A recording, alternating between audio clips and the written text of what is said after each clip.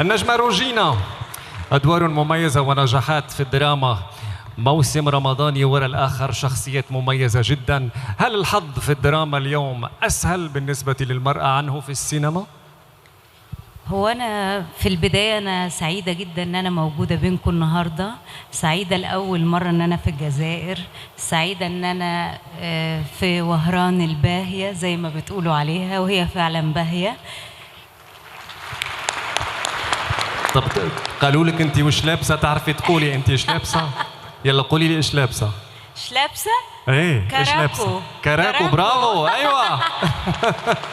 وهذا إيش يسموه؟ خيط الروح. برافو. خيط الروح. سعيدة فعلا. كمان ان انا النهارده لابسه اللبس التقليدي الجزائري، وحاسه بفخر كده لانه قالوا لي ده لبس الملكات في الجزائر. فعلا فعلا. فاحس ان انا النهارده ملكه، مبسوطه وسعيده.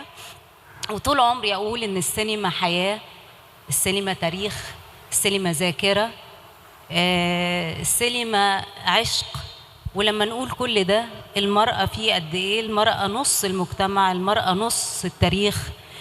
أكيد المرأة ممثلة بشكل كبير، وأنا شايفة إنه المرأة واخدة حقوقها جدا جدا جدا، وسعيدة بده إن إحنا ممثلين بشكل كبير قوي، سواء في الدراما أو سواء في السينما، نعبر عن قضايانا. وأعتقد إنه أي مشهد فيه أنثى بياخد قلبك. فأنا بشكر السينما اللي بتقدمنا بشكل جيد وكبير.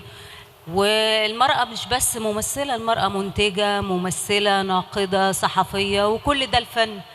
يعني لا احنا واخدين حقنا تالت ومتلت في الفن. أكيد. شكرا.